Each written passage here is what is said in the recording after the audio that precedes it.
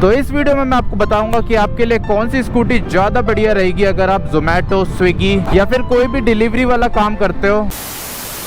You could try to play, but you're never gonna beat me. Look the other way, what I'm doing ain't easy. Bloody hands stained from the people who deceive me. Muddy hands break through the chains, go free me. Looking for change, looking for pain. Pulling a mob, pushing a train. I'll never stop, stick to a lane. Pick up the pieces and go rearrange.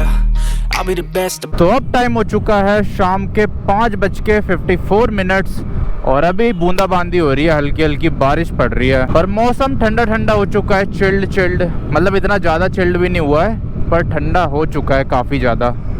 ये देख लो continental GT क्या मस्त लग रही है। तो मेरे पे एक और क्वेश्चन आया है जो कि 2 लोगों ने पूछ लिया है मेरे से कि जोमेटो या स्विगी के लिए कौन सी स्कूटी ज़्यादा बढ़िया रहेगी। मतलब कोई भी ऐसा काम होता है ना डिलीवरी वाला, उसके लिए कौन सी स्कूटी ज़्यादा बढ़िया रहेगी। तो इस वीडियो में मैं आपको बताऊंगा कि आपके लिए कौन सी स्कूटी ज़्यादा बढ़िया रहेगी अगर आप जोमेटो, स्विगी या फिर कोई भी डिलीवरी वाला काम करते हो। तो ये वीडियो देखने के बाद आपकी कंफ्यूजन दूर हो जाएगी। तो ऐसी किसी भी जॉब के लिए जिसमें हमें डिलीवरी करनी है, स्कूटी का यूज़ करना है, उसके लिए हमें एक ही चीज़ चाहिए कि स्कूटी की माइलेज अच्छी हो और एक और चीज़ चाहिए कि मेंटेनेंस कम हो, क्योंकि तभी हम प्रॉफिट में रह सकते हैं। अगर माइलेज कुछ नहीं होगी, मेंटेनेंस बहुत ज़्यादा हाई होगी तो सारे पैसे तो इसी में लग जाएंगे, तो इंसान कमाएगा क्या और खाएगा क्या। तो इसीलिए हमें एक ऐसी स्कूटी चाहिए जो माइलेज अच्छा दे और उसकी मेंटेनेंस भी बहुत ज़्यादा कम हो और साथ में स्कूटी भी ड्यूरेबल होनी चाहिए, मजबूत होनी चाहिए कि कहीं पे गिर वुर जाए तो टूटे ना, 4 टुकड़े ना हो जाए उसके। तो ये सब चीज़ें देखनी है हमें स्कूटी खरीदने से पहले डिलीवरी के लिए। कैमरे पे तो नहीं आके गिर गई बूंद, एक बार साफ कर लेता हूँ।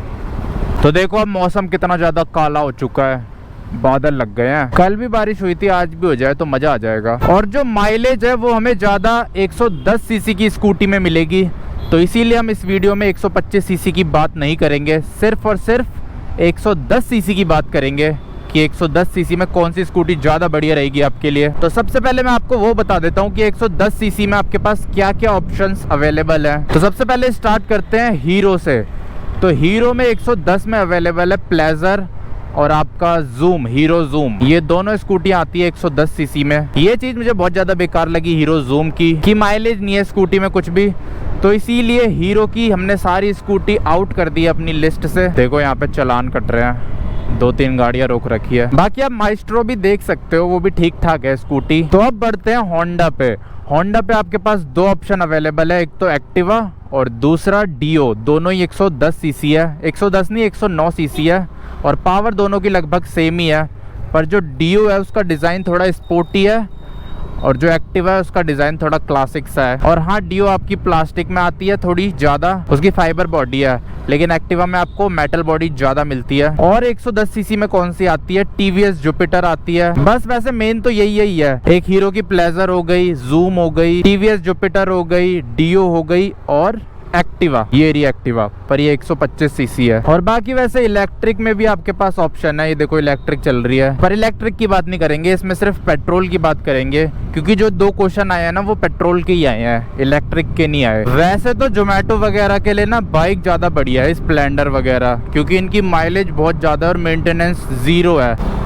ये देखो जोमेटो, स्विगी। जिन भाइयों ने मेरे से ये पूछा है ना, उन्हें ट्रैफिक में चलाने में बहुत ज़्यादा दिक्कत हो रही है, उनके यहाँ बहुत ज़्यादा ट्रैफिक है, जिसकी वजह से बाइक में ना बार बार गियर डालो, क्लच दबाओ, तो बहुत ज़्यादा दिक्कत हो रही है उन्हें। इसीलिए उन्हें ऑटोमेटिक गाड़ी चाहिए, स्कूटी जैसी, जिसमें बस रेस दो और ब्रेक दबाओ, क्योंकि स्कूटी बहुत ज़्यादा ईजी रहती है ट्रैफिक में चलाना। तो 110 सीसी में जो स्कूटी आती है उसमें से सबसे पहले हमने बाहर किया है हीरो जूम को, क्योंकि एक तो उसकी माइलेज कम है, ऊपर से उसकी बिल्ड क्वालिटी भी बहुत ज़्यादा बेकार है। बहुत सारे इश्यूज आ रहे हैं उसकी बिल्ड क्वालिटी को लेकर, तो इसीलिए हीरो जूम हम नहीं लेंगे। ऊपर से उसकी माइलेज भी बहुत ज़्यादा कम दिखा रही है कंपनी। और उसी के साथ साथ हम हीरो प्लेजर को भी निकाल देते हैं अपनी लिस्ट से, क्योंकि ये वाली स्कूटी भी मेरे समझ से बाहर है, ना इसके लुक्स अच्छे, ना स्कूटी इतनी अच्छी। तो अब हमारी लिस्ट में बचती है एक्टिवा, जुपिटर और डियो। डियो को निकाल देते हैं बाहर, क्योंकि उसकी प्लास्टिक बॉडी है, स्पोर्टी डिजाइन है और हमें थोड़ी ड्यूरेबल स्कूटी चाहिए। तो अब लास्ट में हमारे पास बचती है 2 स्कूटीज, एक तो टीवीएस जुपिटर और दूसरी होंडा एक्टिवा। होंडा एक्टिवा में भी आपको बहुत सारे मॉडल्स मिलते हैं, एक तो बेस मॉडल आता है उनका स्टैंडर्ड, फिर उसके ऊपर मेरे ख्याल से डिलक्स आता है, उसके ऊपर एच स्मार्ट आता है। तो एच स्मार्ट तो इतना वैल्यू फॉर मनी है नहीं। जो बीच वाला है और बेस मॉडल, इनमें से आप एक ले सकते हो। दोनों में बस हेडलाइट का फर्क है, उसमें एलईडी मिलती है और उसमें आपको हेलोजन मिलती है बेस मॉडल में। बाकी दोनों में ही आपको स्टील रिम्स मिलते हैं, एलॉय व्हील दोनों में नहीं मिलेंगे आपको। एलॉय व्हील सिर्फ और सिर्फ एच स्मार्ट में मिलेंगे और प्राइस स्टार्ट हो जाता है 90,000 से।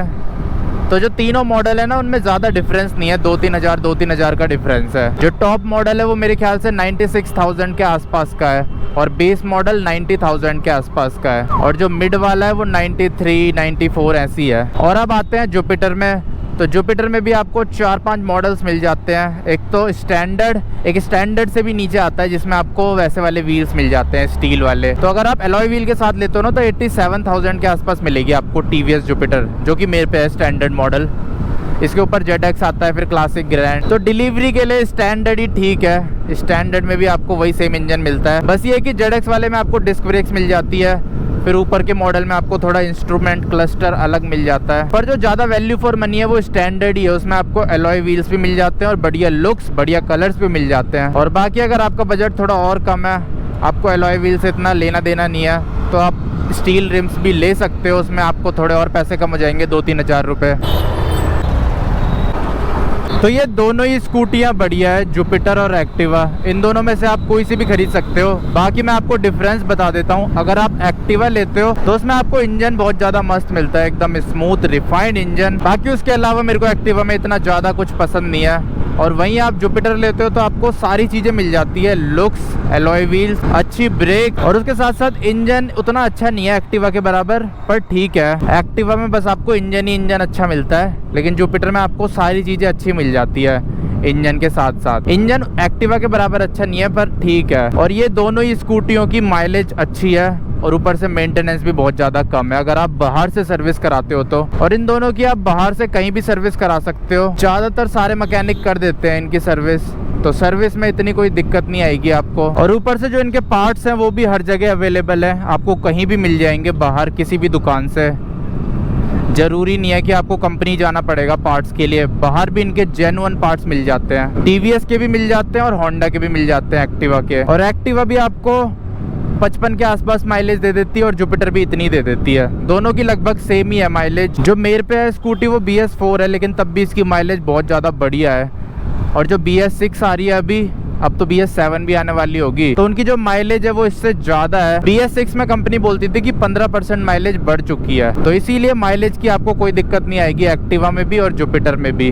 और मेंटेनेंस भी बहुत सस्ती है दोनों की, अगर बाहर से सर्विस कराते हो तो। कंपनी से थोड़ी सी महंगी पड़ेगी आपको, पर बाहर से सस्ती पड़ जाएगी। मैं अपनी स्कूटी की सारी सर्विस बाहर से ही कराता हूँ, तो मेरी स्कूटी 500-600 रुपये में मस्त सर्विस हो जाती है, एकदम स्मूथ। और बाकी जो जुपिटर है उसमें आपको थोड़े अच्छे वो भी मिलते हैं, सस्पेंशन ज़्यादा कंफर्टेबल है जुपिटर। और दोनों में से कोई भी स्कूटी खरीदते हो ना, तो एक बार टेस्ट राइड ज़रूर ले लेना दोनों की। जो आपको ज़्यादा पसंद आए वो लेना, क्योंकि सबको ना अलग अलग चीज़ें पसंद आती है।